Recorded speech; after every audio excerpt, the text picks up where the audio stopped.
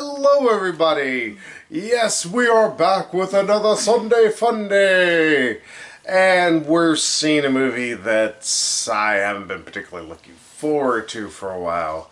And that, of course, is Terminator Dark Fate.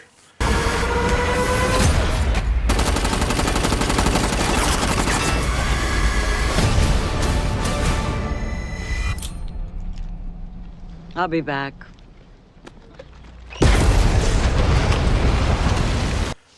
I have no idea why it's called this.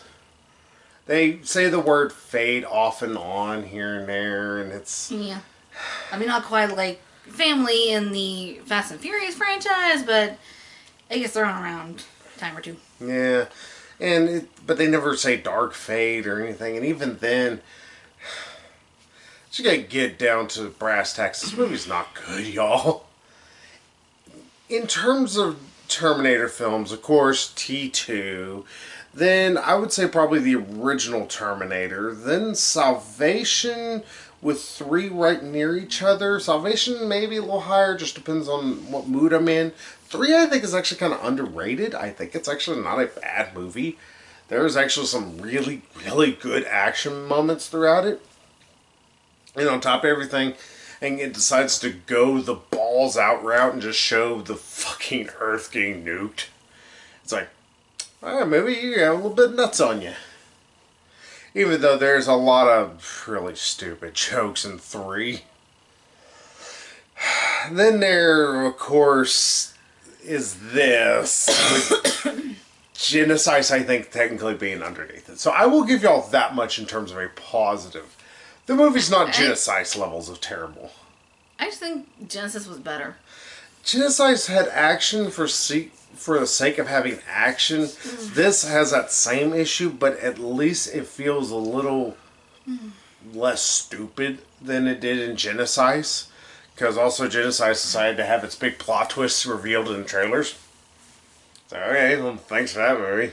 Mm-hmm. This movie, it doesn't really have much of a plot twist of any sort. So, But I will say about this movie, those who are wondering, oh, is this any good? Like I said, it's amongst one of the worst in the Terminator franchise. And that's not saying, it's saying quite a bit. You got a lot of really, really shit films to go through here and there.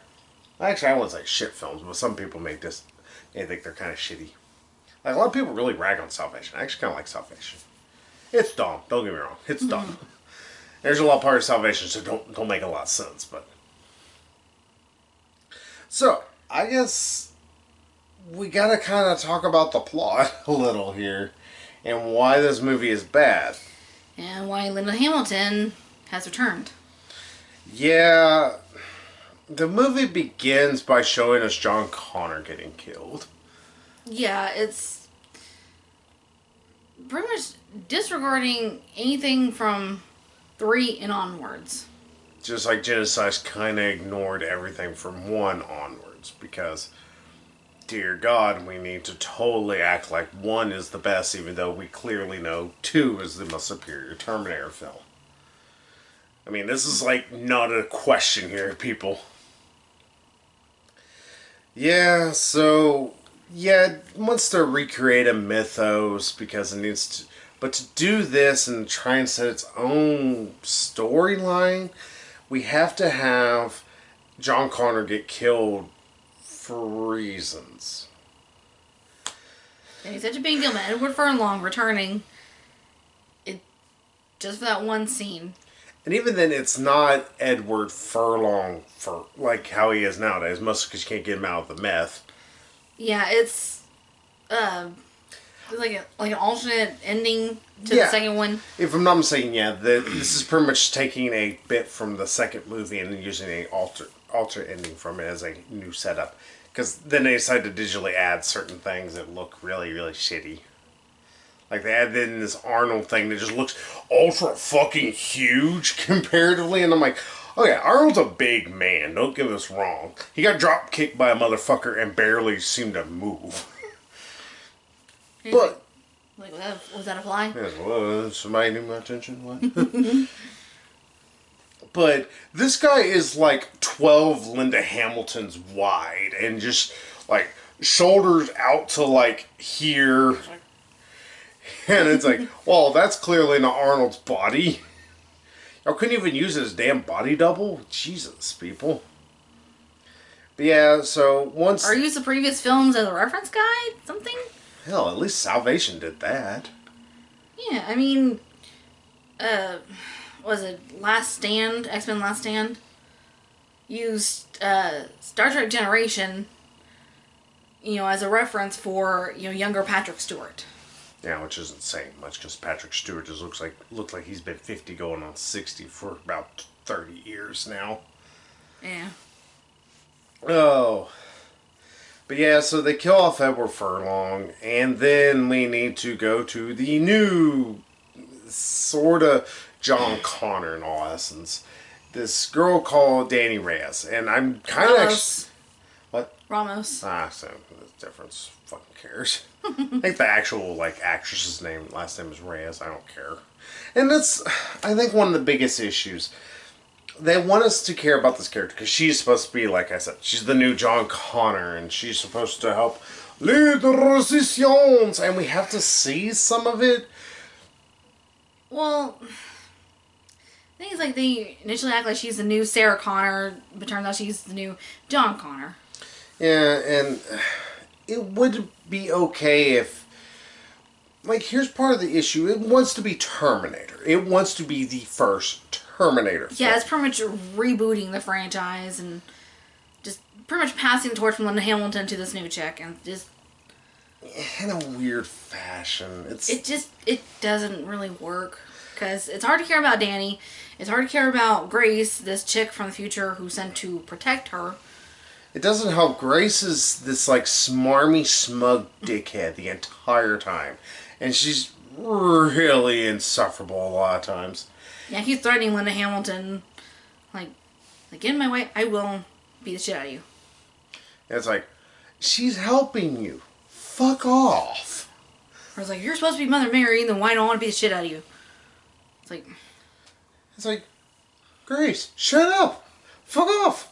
Go somewhere else. Go read a book. Grace is also one of these just worst characters. Again, it's trying to pull from all the other Terminator movies.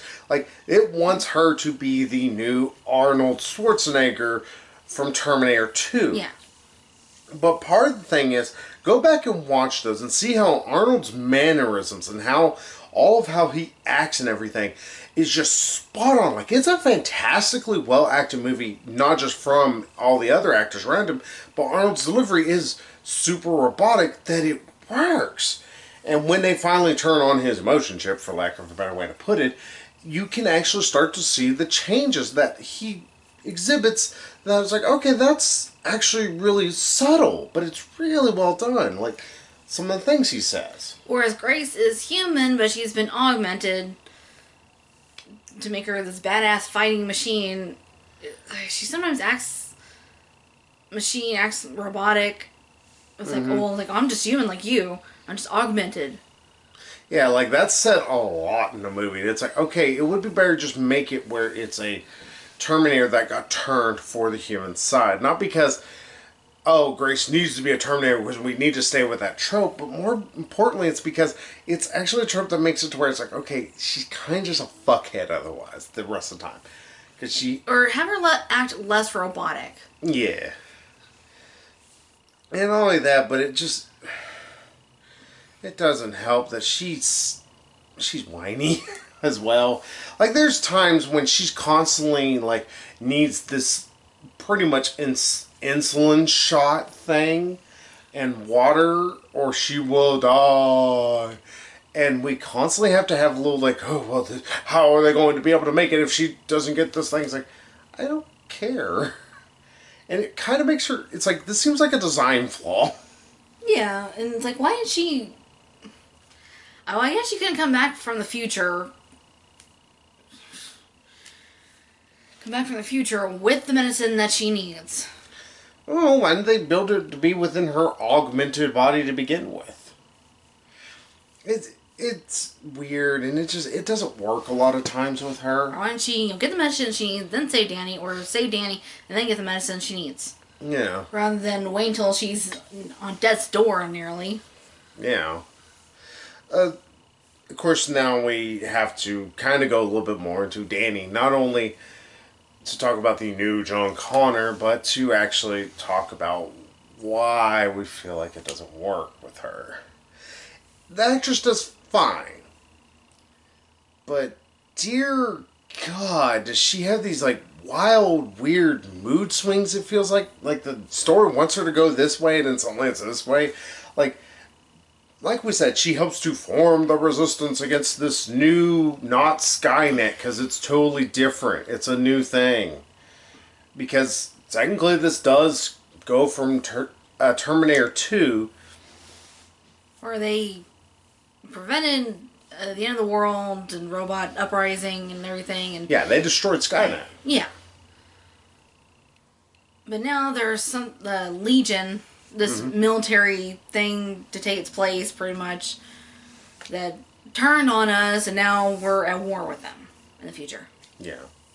But it's like, why not just leave it as Skynet? It just became a thing. I mean, I know that they think, well, that flies in the face of Terminator 2. So does Legion, technically. And calling it a new thing whenever Sarah constantly is, Linda Hamilton's character, of course, she's constantly, referring to it or thinking of it as Skynet. It constantly, you're hearing two names, you're like, I don't care about either one at this point. And yes, I know Skynet's been played out to death at this point, but maybe Skynet tries something a little bit more subtle than just, oh, I'm gonna go kill them. And also, surprisingly, Legion has a lot of the Terminator designs that Skynet had, including the T-1000, which can now merge with one of the regular... It's pretty much a TX from T3. Wow, God, so many T's I'm being saying. Don't mind me, I'm stupid today. Yeah, it's pretty much the T-1000 and the TX kind of merged together, because technically it can kind of become a liquid Terminator away from the robot body, but it's... Yeah, you can kind of see in the trailers, like, they kind of separate to where they're each kind of their own entity, but then they can kind of come back together, and it's like, what purpose is... It's like, why not just send two freaking Terminators? Or send them together like that, and then have them separate, and then just... Yeah. I mean, I guess it's easier for, like, the T-1000, whatever he's supposed to be, to blend. But it's like, okay, well, why not just send him, not worry with this? I don't know. Or it's like, are we just trying to retread, Terminator 1 and 2 together? Yeah.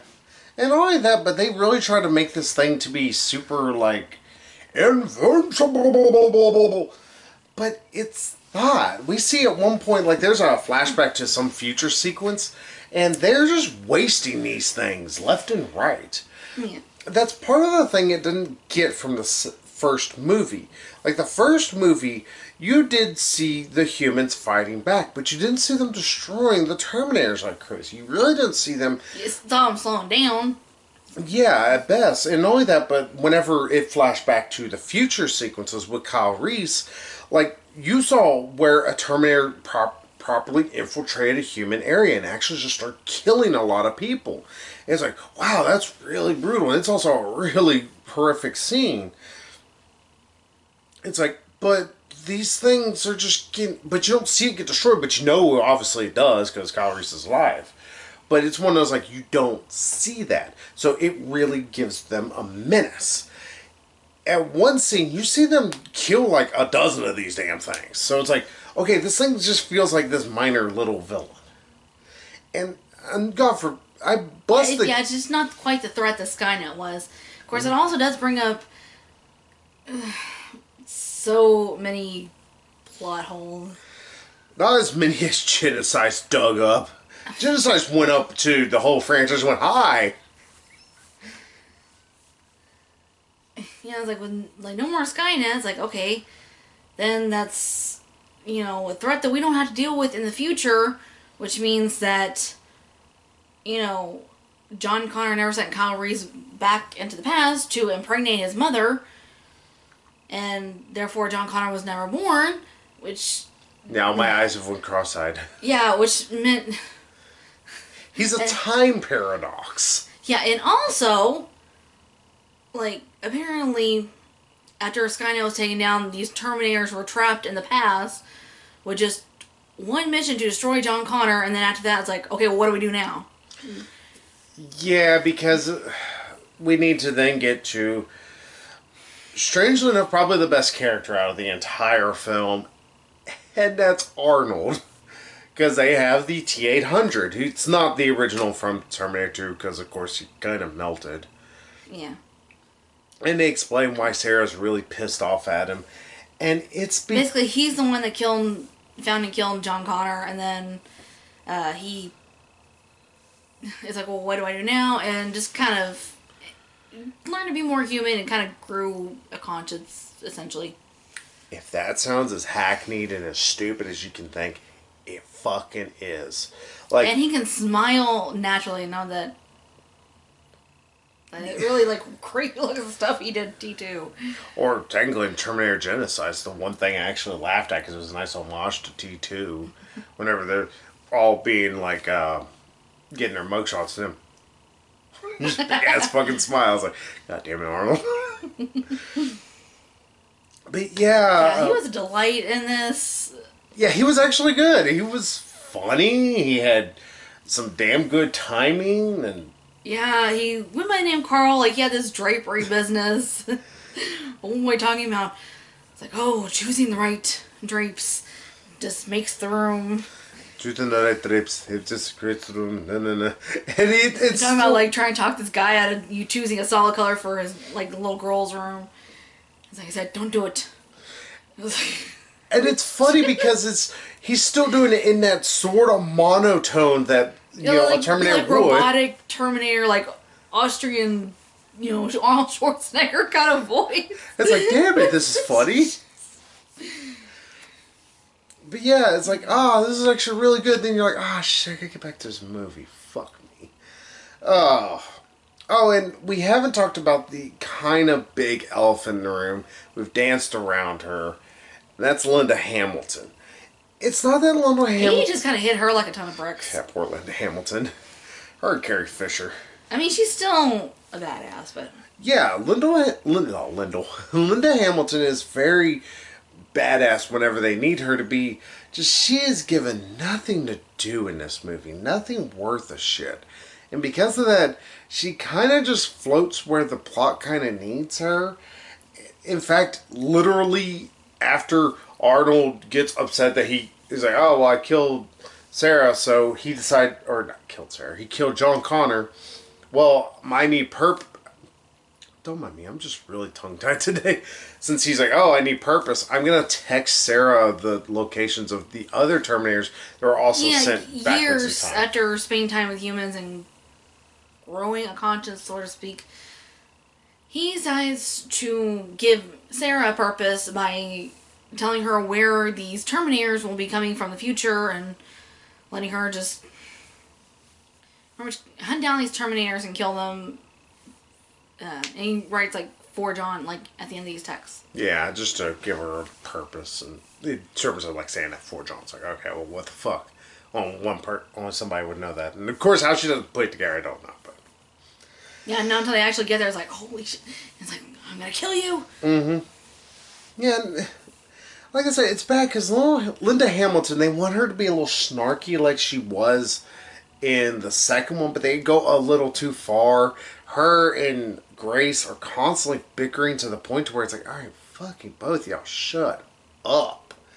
Grace especially is a dickhead to Linda Hamilton for no good reason. Like, she's like, oh, you're just a person who wants to kill me. Oh, fuck off. She's helping you. Eat a dick. I was like, get in my way. I will not hesitate to kill you because this is my number one mission. It's like, this is all I care about. Yeah, and for the longest, she doesn't really explain what the mission is. Like, she's like, well, we just need to... Just to protect Danny. It's never really explained why, really. So she's important in the future or something she does or... gives birth to or something, and...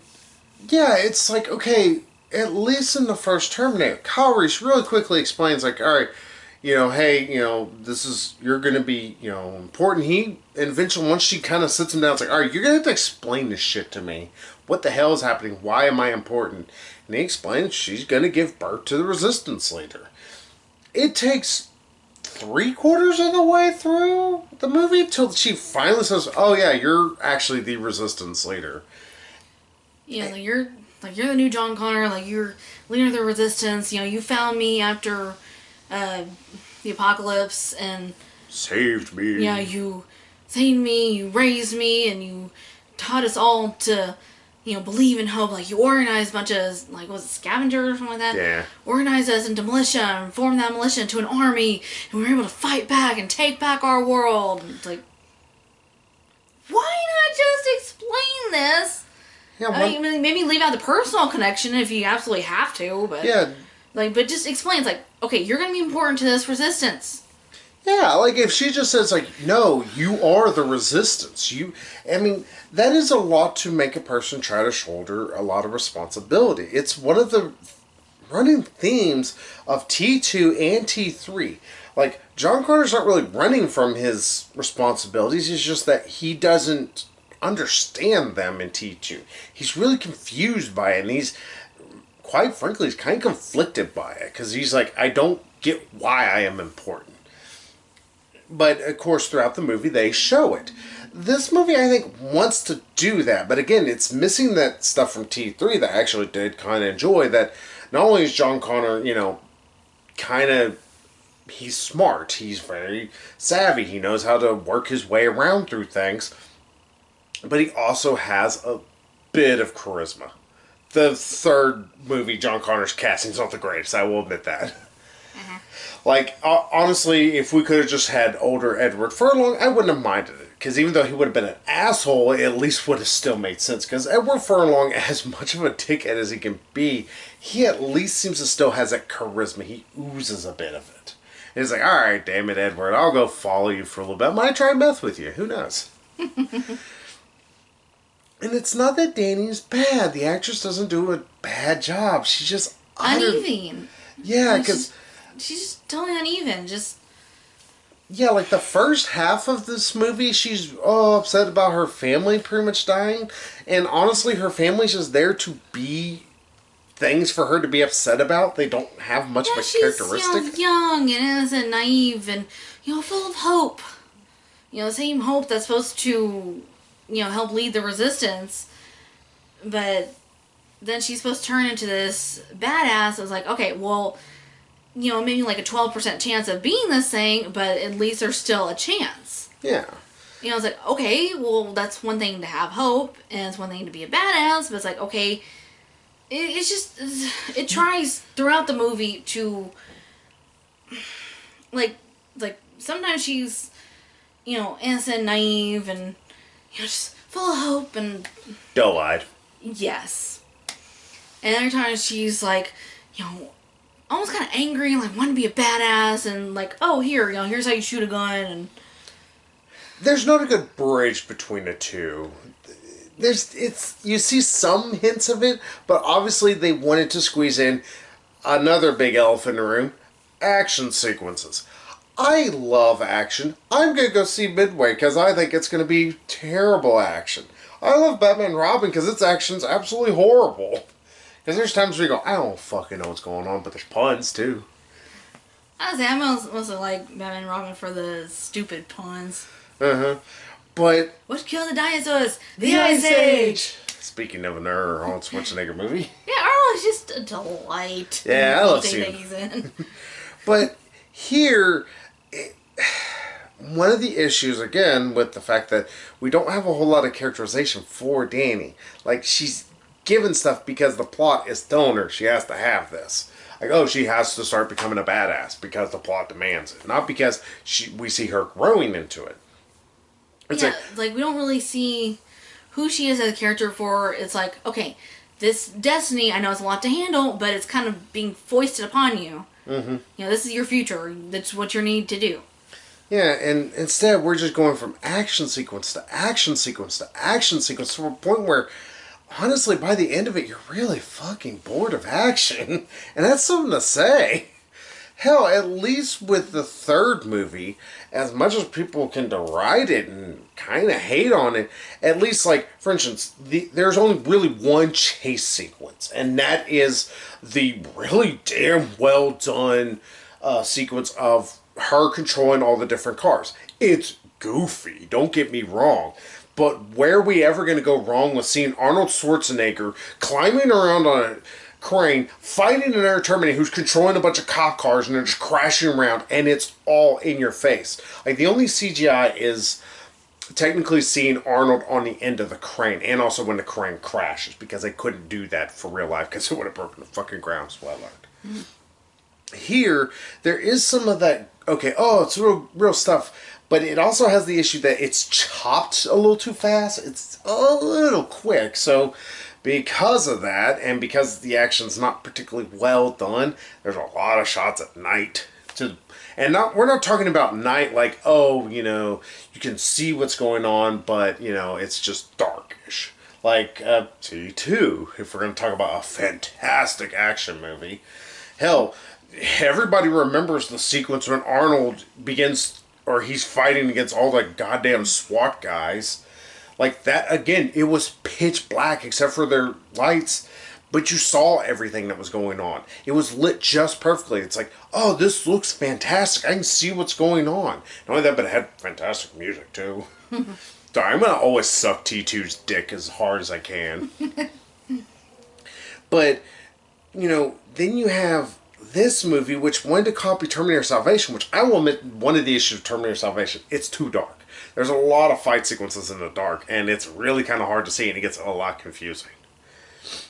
Here, you have the same issue. There's a lot of stuff happening in the dark, and because the action is a little fast here and there, in terms of, like, what's happening, like, of course, we have to see the Terminator, the new RX something. Like the Rev 9 or something like that. What fucking stupid name is that? What REV stands for, or whatever, Rev. But he's so quick, and it's like, that's part of the thing. Like, remember with, oh god, what's his name? We'll just say the T-1000. Can't remember the actor's name. It's like Patrick something or other. Yeah, it's Pat. And now everybody's like, Ernie, you stupid asshole, it's Patrick, blah, blah, blah. I know his name's Patrick, and still love that part in the Marine. It's like the goddamn Terminator chasing after him. He's looked back. It's like, oh, goddamn it. It's like the Terminator. It's like, damn it, movie, you made me smile. But here, it's like, remember, it's like he was fast, but it wasn't like blindingly so. And not only that, but always the movements were that of an actual human being able to do stuff. It's one of the things that many directors don't get.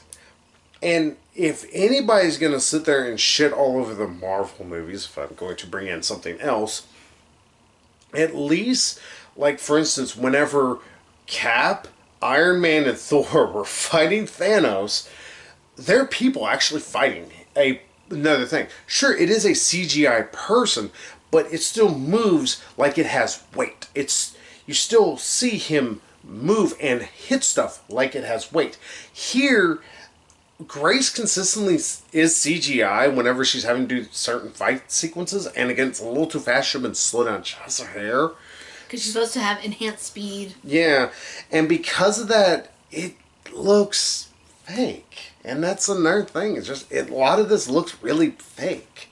And yeah, I know, it's CGI, and of course, I'm watching a movie about a futuristic robot being sent into the past to go kill a Mexican lady. But still, it's like, you need to draw me in without pushing me out with all this either really muddy looking CGI, because the Terminator, for some reason in this, he has the Rev 9. Whenever he does his liquid Terminator, it looks worse than the T2. Hell, it looks worse than Terminator 3, which I thought was worse looking than T2. It's like, how are we digressing still? What the fuck are we doing here? And hell, I would say one thing at least Genocides did decently, they figured out an easy way to kill T-1000, which was pretty much acid rain. It's like, they don't seem to know how to kill this stupid thing. Even though it's like, oh, well, we need this. Melt it! It's like the only thing they can do is an EMP. Yeah, which, Grace happens to have an EMP and has to sacrifice herself. Did I spoil it in your movie? Ugh. This movie blows, y'all. And, like I said, it would be one thing if the action was decent or if it felt purposeful. A lot of times it feels like there's action because we need to have an action sequence. Yeah, just very gratuitously, like, okay, action sequence. Okay, slow down for exposition. Action sequence. Like, just... At least so... Action sequence for the sake of action sequence. Yeah, and at least Solo, its action sequences felt long, but at least they felt purposeful. Yeah. Here, a lot of times it's just like, oh, well, we have to have an action sequence because we haven't had anybody shoot a gun in a few minutes. It's like, thanks, movie. Ugh. Oh my gosh, movie sucks. Just... I say this is technically better than Genesis, simply because Genesis dug up so many plot holes within its own mythos, and on top of everything, really had this idea well beyond its actual, what it could do. Its grandeur was bigger than its actual capabilities. The writing in Genesis, I would argue, it's not as bad as some of the writing can be in this movie in terms of, like, oh, this character, I can't stand him. Genesis just had the issue where it's like, I don't fucking care. This movie had the issue where, just like I said, Grace is fucking insufferable. And that was, like, I think I leaned over to Megan one time and was like, this lady's a fucking bitch. It was like, God, this lady's an asshole for no reason. Just... Except for being, like, single-minded on this one mission, like, this one person that she needs to save, and it's like, it's very robotic. It's like, okay, I thought she was supposed to be a human that just happens to have a few enhancements. Make her faster and stronger and da-da-da. No, instead, actually, she's just a robot, but she's long. Ugh. Yeah, I don't know about you. I could not come to care about either Grace or Danny. Yeah, that's just, ultimately, by the end, that's the biggest issue. Sin. Yeah. Because by the end of the first Terminator, again, I keep talking about a better movie, you really cared about Linda Hamilton. You cared about Sarah Connor. It's like, you saw the shit she's kind of having to put up with. And, hell, technically that movie was a slower movie in terms of, like, main action sequence. Like, there was not a major action sequence till whenever the Terminator finally tried to kill Sarah Connor, the actual Sarah Connor. I mean, I want to say that happened like 25, 30 minutes into the film. Of course, technically that's more of a thriller film than anything. But still, it's like, that had a fantastic action sequence, and all of them felt like they had a purpose. Hell, even the very infamous cop shootout sequence where Arnold's just mowing down cops, is to show his unstoppableness and the fact that he just can't be stopped. And then it does stop for a bit, the action in the movie, to give us exposition and build character. This is just railroad of action and a little bit of exposition here and there, and you don't care about these characters really. Don't go see this movie, y'all. It's... just a quick and keep talking because I'm a big Terminator fan. I'm even, like I said, you've heard how I've talked about Salvation and 3. I am even a Terminator apologist at times. I actually do rather care about more of this franchise than I don't like it. Hell, I actually really like the Sarah Connor Chronicles. I wish they kept going. They were really fun, even though there were sometimes they were really stupid and really cheesy. But hey, that's a Fox show for you. But this movie is just, it's the worst thing that any kind of Terminator movie could be. It's hollow. It's very, for lack of a better way to put it, robotic. And it feels like somebody made a computer AI watch a bunch of Terminator films and said, hey, write me a script. Ta-da! Yeah, it just... I mean, with the exception of Arnold and a bit of Linda Hamilton, who's still a badass. She's just not given very much to do. Like, it just... Beyond those two, it's, like, lacking any of the original heart. Any original, charm and soul of the original films. Especially the first two, the best. Mm-hmm. But the second one was the best. Then Yeah. the first one. I don't think there's anybody that disagrees about... I don't think there's anybody that goes, Terminator was better than T2. Liar. We call you, sir, a liar. It's like, go set yourself on fire. I don't know why that had to rhyme, but hey, we do that this time. So, what do you give this as a score? Only... Like, I think Linda Hamilton was kind of badass, and Arnold Schwarzenegger was a real saving grace.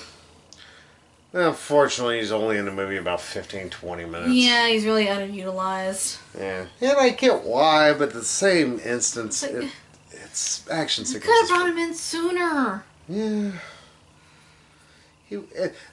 We still got to mention one of the lines that just made us laugh. It's like, all right, damn it, that was really funny. Which was, at one point, whenever he's trying to help start training Danny, and he shows off this, like, arsenal. Of course, Sarah, it's the same thing as always. She's like, I'm used to it. People in Mexico and all that. I know they have guns up, yin yang. And Grace is still being her just kind of dickhead self. He's like, why do you have all these guns? And he said, well, because he's a robot, and he's like, well, eventually humanity, regardless of a Skynet or any other program, or just, playing humanity, just being humanity, life was going to fall apart and going to revert to barbarism. He said, second of all, it's Texas. Also, it's Texas. Damn it, that's funny. Well, you ain't lying. Oh, it's like, alright, fucker. Yeah, we do love our guns. Mm-hmm. We're not gun owners, but as far as y'all know. That's what you think. I was like, you ain't seen the miniguns I hide. Oh. But you don't have to be a gun owner in Texas to appreciate guns and, or at least the purpose of guns. Yeah. So, what do you give this dark turd in terms of a grade? It's maybe generous, but I give it a 3. That's more generous than I am. It's a 2. The movie doesn't do anything to deserve your eyeballs. I mean, it's not the absolute worst we've ever seen, like a 1, but...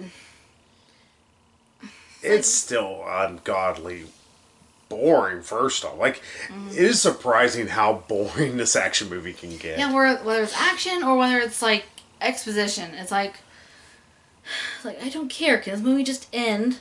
Yeah. I'm looking at it and I'm like... Yeah, and I think that's another issue with the fact they decided to create a new program that's going to go after things. It's like, alright, just make it Skynet and it's okay, because then you don't have to explain more. Big issue that I have is, again, not really caring about either Grace or Danny. It's like, I don't care about these new characters. I just want more Linda Hamilton, especially more Arnold. Yeah, everybody wants more Arnold. So does Maid. Wow. I can't help it. You went there, huh? Oh, yeah. I dove in it like Arnold did.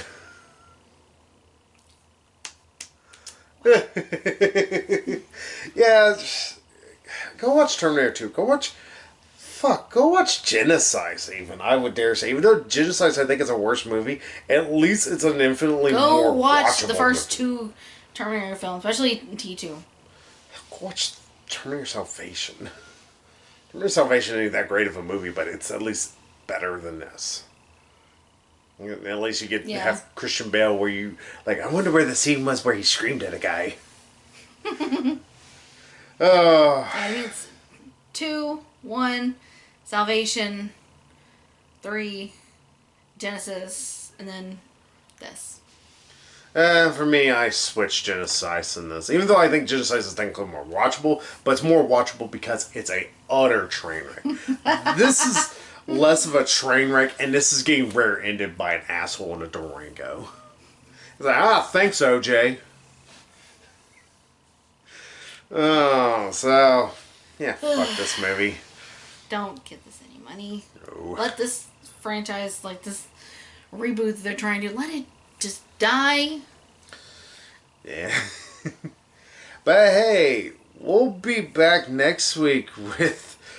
It's either going to be just absolutely horrible and just a delight, or it might actually be decent. I don't think it's going to be, because Roland Emmerich's ability to actually direct is kind of not there anymore. I don't know if it really was there. But hey, we'll see y'all next week with a little midway.